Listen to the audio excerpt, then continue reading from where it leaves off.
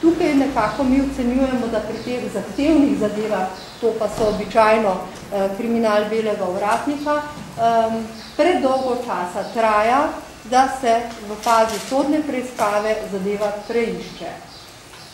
Ne kritiziram sodišča, ugotavljam kot dejstvo. Sodišče ima lahko, ne vem, lahko je prezasedeno, ampak ugotavljam kot dejstvo, da so prepogosto zadeve v tej fazi tako dolgo časa, da potem, ko pridejo do obtožbe, minejo že leta. S tem tožilci izgubljamo. Kakorkoli imamo dobro znanje, dobro podlago, v tej fazi izgubljamo, če zadeve niso pravočasno preiskane, pri čemer seveda se te zadeve praviloma kasneje odkrijajo.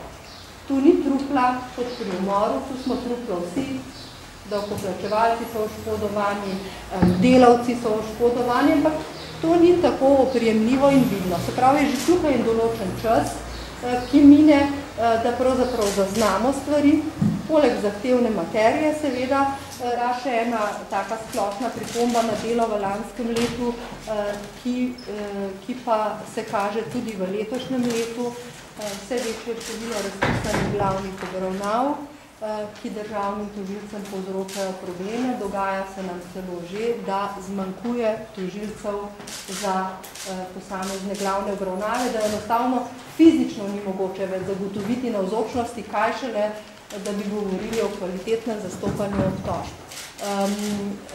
Sama sem prepričana, da bi na tem področju moralo biti več sodelovanja med vodstvi tožilstev in sodišč, zaradi tega, ker enostavno ne moremo pristati na to, da bomo zgolj zagotavljali fizično udeležbo.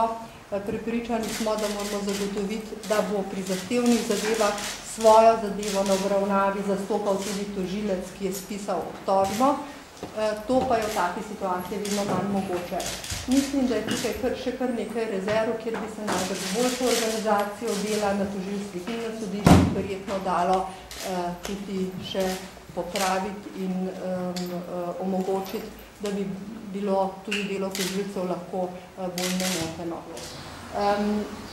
Morda ni odveč omeniti tudi pač vnaprejšnje komentarje strokovnjakov, ki takoj, ko se neka medijsko odmevna zadeva pojavi ali pa je obvestilo dano, da je podana kazenska ovadba ali pa da policija preiskuje, se vnaprej napoveduje, da zadeva nima možnosti. Se veste, tako kot takrat leta 1994, sama sem bila v tem udeležena, ko smo imeli celostranske oglase v časopisih, ko smo preiskovali negospodarski kriminal, vsi lajajo, karavana gre dalje. Jaz mislim, da pač smo tožilci postali toliko bolj usposobljeni, da najbrž tudi zaradi tega teh oglasov ni več, vendar ta nekako problem ostaja. Delujemo tudi v okolju, kjer se govori o koristnih malverzacijah, o nacionalnem interesu, kot da sta to pojma, ki izključujeta kazensko odgovornost.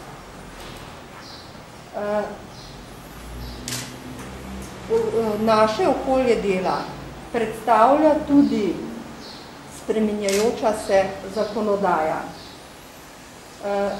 Pri tem naj samo na kratko navedem Zakon o gospodarskih družbah z leta 1994. Je bil 18krat spremenjen. Zakon o prevzemih z leta 97, 7krat.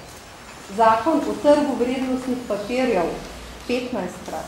Zakon o bančništvu 10krat.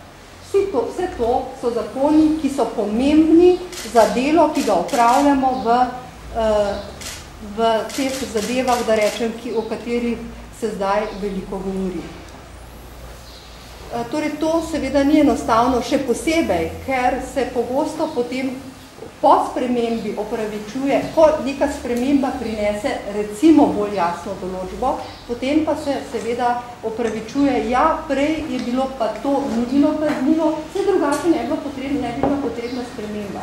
Sprememba je bila pa namenjena samo večji jasnosti, recimo. In tukaj so pač že problemi. Seveda so potem še pripravljen sistem naprej, prijateljska mnenja, ki pripravljajo zadeve vnaprej. Vse to je okolje, v katerem tožilec deluje. S tem ne opravičujem tožilcev, ne želim zmanjšati naše odgovornosti, želim pa povedati, v kakšni situaciji delujemo.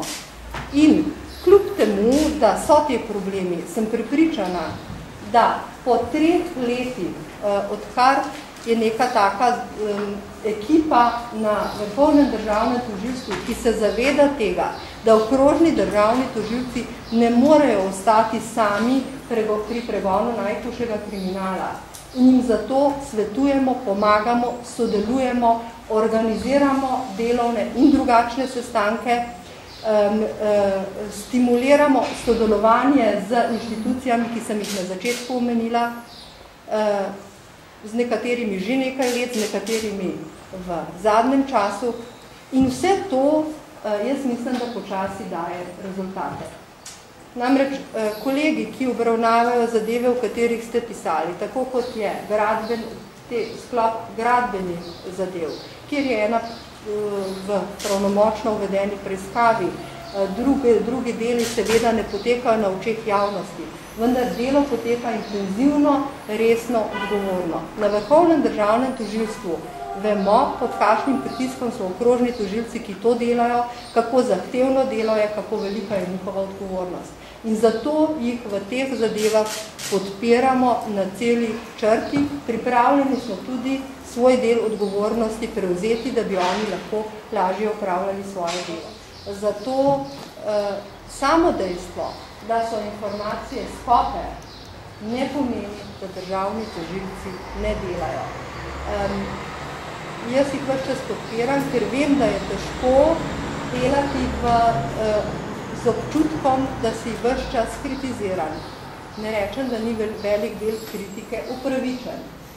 Ne iščem izgovorov. Iščem samo motivacijo za delo državnih tožilcev, da bodo lahko svoje delo upravljali z motivacijo. Tega dela brez motivacije ni mogoče upravljati. Brez motivacije je mogoče preganjati samo postrežne tatvine. Tako delo zahteva motivacijo. In mislim, da imamo ekipo, ki je za to motivirana.